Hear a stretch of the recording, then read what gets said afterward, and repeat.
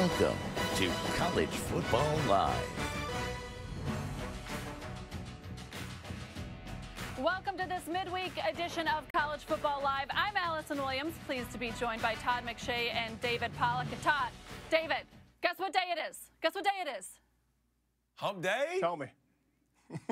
That's right. It's hump day. It's Wednesday. I'm happier than a camel on Wednesday to be with you guys here. And with that in mind, we are going to take a look at some teams that need to get over the hump this weekend. We begin with Auburn. The Tigers have lost 4 of their last 5 road games against top 25 teams. They travel to College Station to take on the 17th-ranked Texas A&M Aggies. Can they get over the hump against Texas A&M? How about Michigan? The Wolverines are off to a 2-0 start.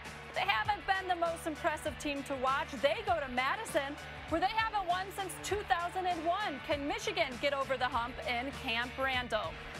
And this one, guys, I think is pretty surprising. Notre Dame is just 1-18 against top 5 teams since 1999. They'll be in Athens to take on 3rd-ranked Georgia.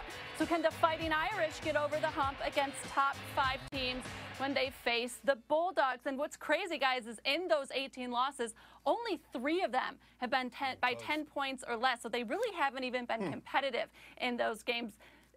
Let's talk first with David. What do you think it will take for Notre Dame to get over the hump against Georgia and beat a top 5 team? Well, according to your numbers, a miracle, for God's sakes, Allison. Good Lord, you just buried them for 13 seconds there. No, I mean, listen, there's no secret about it. I mean, Georgia is one of the most talented teams in the country, and Georgia's going to have the edge at almost every single spot. So if it's going to be something, and if I look at this matchup, Ian Book has to play really, really well. He's a dual-threat quarterback. He can use his legs. He can obviously throw the football down the field. He makes smart decisions, can't turn the football over. But you watch him this year, it's the same as last year. Remember, last year he took over as a full-time starter a couple weeks in. Now rushes per game up to he's rushing the ball 11 times a game. That's better than it was a year ago in 2018. And they're going to have to depend on that, Todd, that not just the running, his scrambling and making plays, his buying time, because they're not going to line up and pound Georgia. I think everybody knows that. Yeah, he's got to extend plays. You're right. But I will say this. If you go back and look the last couple of years, and they're not to the level that Georgia is by any stretch in terms of talent or depth, but it's not a huge gap. And I also think they've gotten stronger and more physical up front. I mean, you look in the last 2 years, Brian Kelly, what he's been able to do. He kind of looked at the program when things weren't going well and said, how do I fix things? I get a new strength and conditioning coach. It's a more physical football team the last 2 years. I think they're 22-4 the last 2 seasons combined in terms of their record. So while we all agree Georgia at home, night game, SEC, the whole thing, I do think that Notre Dame's got more talent than a lot of people want to give them credit for heading into this one. All right, McShay, so maybe there's not a huge talent gap, but one area where there is a big gap is the Georgia offensive line and their size against Notre Dame's D-line. They, on average, are almost 50 pounds bigger than Notre Dame's front. So, Pollock, let me ask you this. Does Notre Dame have a chance to really stop Georgia's run game in that stable of running backs? Well, I mean, let's talk about the way they would go about doing that. Do they have a chance with a 7-man box? Absolutely not. Do they have a chance if they stack the line of scrimmage? I think here's what I think about Notre Dame's defense after studying. I think they're good on the edges. I think they're solid on the edges. Yep. I think they're young at linebacker. I think the defensive interior is going to be an issue against Ben Cleveland, against some of these big, massive guys like Cade Mays that have a nasty spirit about it. Now, listen. 5 right there can cover anybody on the outside. To me, it's going to be the run game up the middle. That's where they're going to have to get stronger and get better, and they're going to have to find ways to keep 11 in the box, their safeties in the box, and make plays, but cover the guys on the outside, which is kind of the question mark for Georgia's offense, too, is their wide receivers. Yeah, I mean, if they can get creases up in the middle, I mean, you saw number 7 there. I mean, the speed and explosiveness that they have and the ability to create what should be a 4 or 5 yard run into a 45-yard run. That is what I would be most worried about if I was Notre Dame in terms of what our approach is going to be. I think the safeties and the inside linebackers are going to have huge games Todd, in order for them to shut down. Yep. How nasty, when you're watching tape of all these guys across the country, how nasty is Georgia's offensive line to you? I don't want to be the one to tell. I just want you to tell the world. No, listen, Kentucky, I think, plays the best as a group. I think Georgia is the nastiest group probably in the country this year. Yep. All right, well, if you guys want to see that offensive line in person, that's all right. We see where you're coming from, Todd. Okay, but if you guys want to see that line in person, up close, you're going to have to open up your pocketbooks. Not you, Pollock. I know you'll be on the sidelines with the credential, but check out the prices for that Notre Dame Georgia game. $630 a pop. Ooh. The median price for those tickets, according to our friends at Vivid Seats. That is by far and away the most expensive game of the weekend. So you're going to have to pay a pretty penny to see that matchup. The other matchup going on this weekend over in the Big Ten, how about number 13 versus number 11, Wisconsin hosting Michigan. And, guys, this could be an interesting matchup because Michigan has won both of their games, but they have really struggled, especially on offense. McShay, do they have a chance to score against a Wisconsin team that hasn't allowed their opponents to do that yet? You know, what is it, 110 to nothing in the first two games? But, listen, they have to give themselves a chance. That's the whole thing. I mean, Josh Gaddis comes in, and they're trying to get a little bit more zone read option and really take advantage of Shea Patterson and his ability to run the football. And I understand how the process works, and it's going to take a little time. But all of last year, they lost 3 fumbles. This year, already they have 7 fumbles and 5 lost. You just can't, even if the 2 that they didn't lose, you're still losing it down. They just don't look like they can get anything going, and a lot of it, I think, has to do with the inability to just protect the football and manage it and have ball security.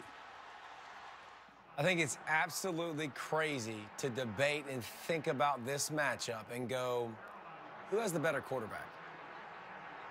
I mean, realistically, the fact that that's a debate right now, and Shea Patterson, we do it every offseason, Todd, and I listen to it every year. And I got crucified week 0 when we talked about Michigan, and I talked about Shea Patterson hasn't done anything to prove to me yet that he can go win 10 games or go win a championship or go to the playoffs. He's still got so much evolution he needs to happen in his game with his eyes and being able to be a quarterback first and make reads and do things that – I mean, it's just crazy. Michigan, they're not a juggernaut up front. They barely push people around as it is. So it's just, you know what's crazy too, and I don't mean to cut you off. Harbaugh is there because of his history with quarterbacks, and that's kind of his thing. And they have done a very poor job of developing quarterbacks in the last few years. Let's just be honest. When we used to talk about Harbaugh, the reason he got hired was because he was a cut above people and the offensive development and being able to be above people. And what do we talk about? Mentality. That dude always, he was the Bo Schembechler. That's what they wanted, right? The guy that is going to make it physical. They have been very average along the offensive line the last couple years. Defense has been carrying the day for Michigan. Looking at you, Michigan offense, you got to step up, help out, and pull your weight.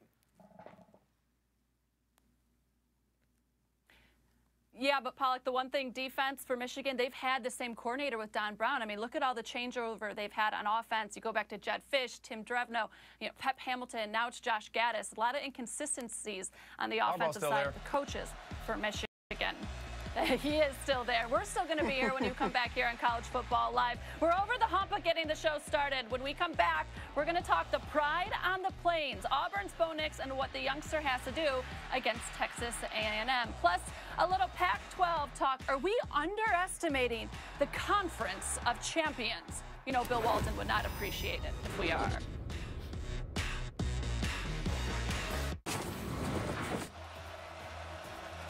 Back here on College Football Live, and we look to College Station, where Auburn freshman quarterback Bo Nix will be making his first true road trip of this season. For the 8th-ranked Tigers, they head on the road to take on the 12th man. It'll be a tough matchup for the youngster, as he will have to deal with all the raucousness down in College Station. We know what a daunting venue that can be to play in. So, Todd McShay, let's start with you. What does the young quarterback have to do well in his first true road game? I think, first of all, as a coordinator and coach, you've got to get him into a rhythm early. Make some easy throws. It's a cliche, but I also think he's going to have to use his feet. People have, you watch him the first couple of weeks and see him throwing the football.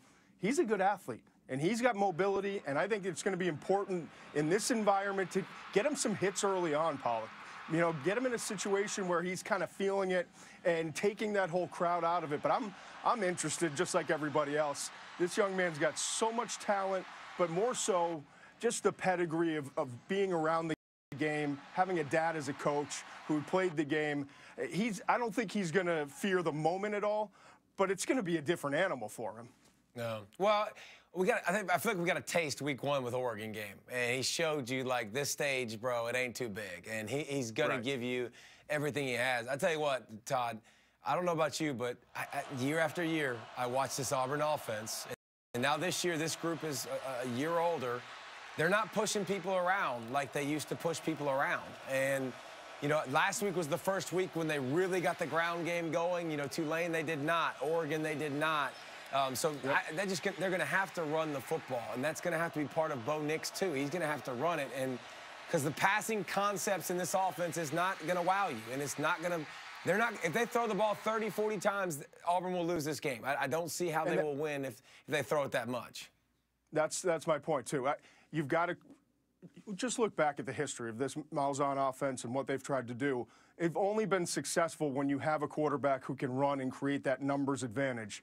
And I know he's not the best running quarterback that they've had in the system by a long shot, but he is capable enough to add that element so that you have to defend it and you have to be ready for it. So I think it's going to be a big key. Yeah, but Pollock, how difficult is it going to be to run the ball against Texas A&M in that defensive line? Very difficult. They got some grown-ups. They got some adults. And then, listen, Auburn's got – I know we talk about Auburn more, and their defensive line is probably better, but A&M inside is – they got some guys that are not movable objects. You want to see the Clemson game when ETN is not getting off and not running all over them. I mean, they got – I would say that A&M's front over the last 2 years is one of the most improved fronts in all of college football with just their ability now to stop the run. And a couple years ago, they couldn't stop a nosebleed. So it's definitely going to be the biggest part of the game is these guys forcing the ball into the hand to opposing quarterbacks for Bo Nix to be able to try to go make plays. And here's the thing, with a loud crowd in his ear the whole time, harping down on him, ready to pounce on him. So I think A&M's front is more than capable of doing that. Yeah, I don't think Auburn's going to win up front. I think they've got to create up front.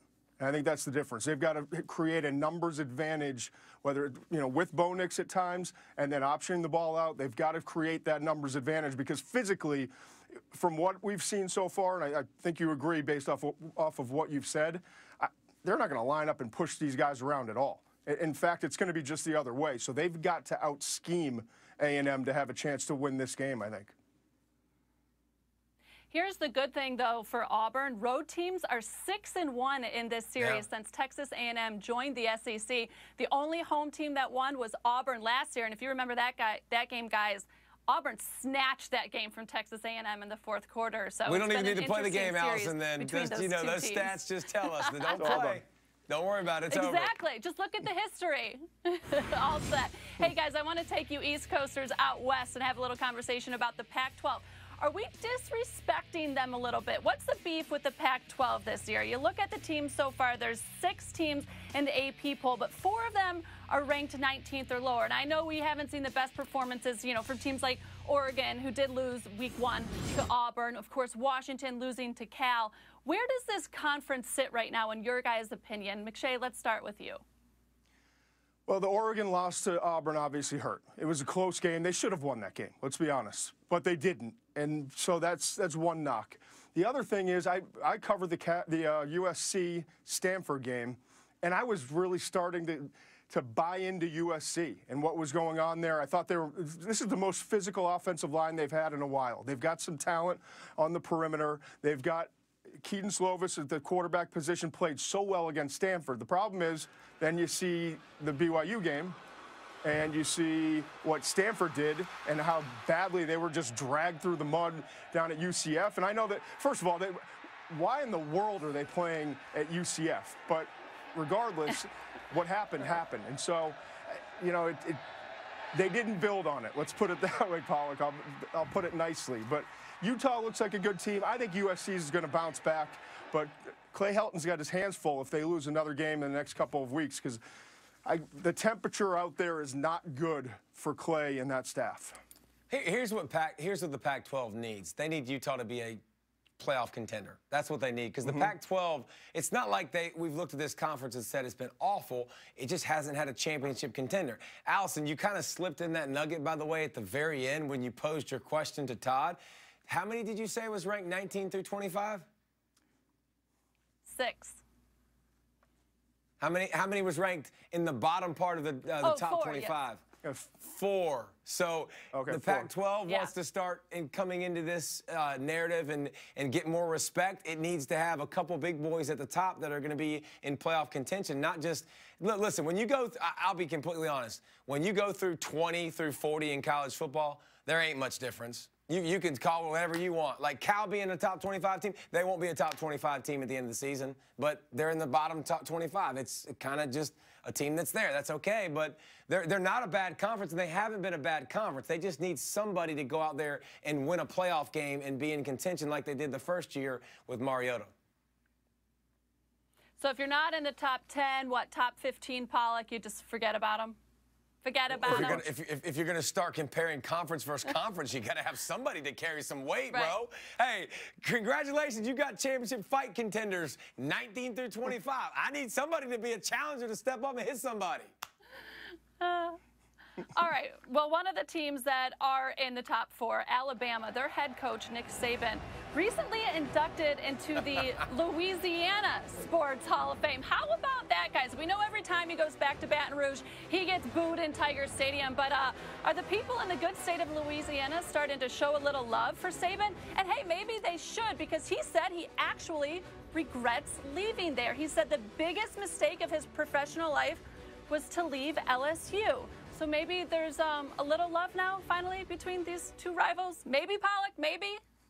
I mean, yeah, this is good. Like, I don't understand the inducting into the College Football Hall of Fame or the Louisiana Hall of Fame thing. I wouldn't really do that yet, probably till he was done. But first of all, Nick Saban, let's be clear, Todd. He didn't win 1 title.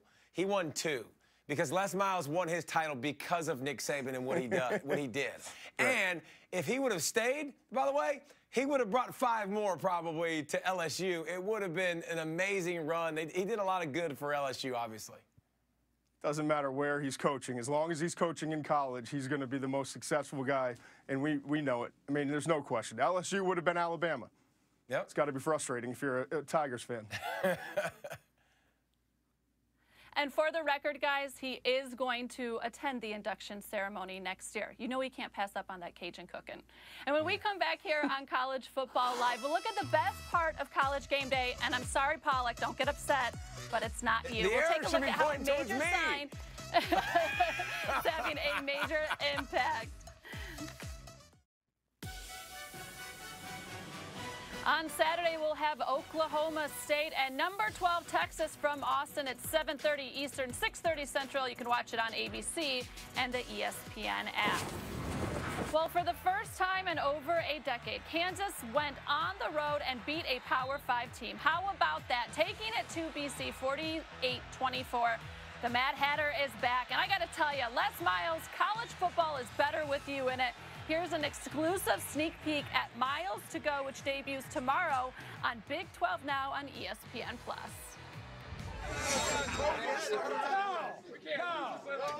I am going to ask the athletic director if he'll park the plane. Bring us down. Come on, bring us down. Hey, family on 2, 1, 2. Family.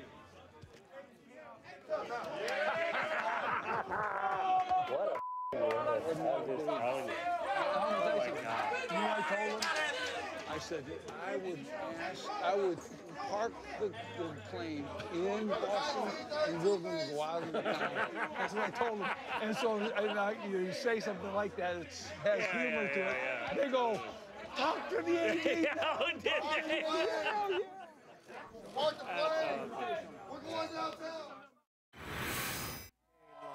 Always entertaining, that Les Miles. And speaking of always entertaining, that is exactly what College Game Day is, and especially the signs, right? They're such a big part of what sets the scene for that show.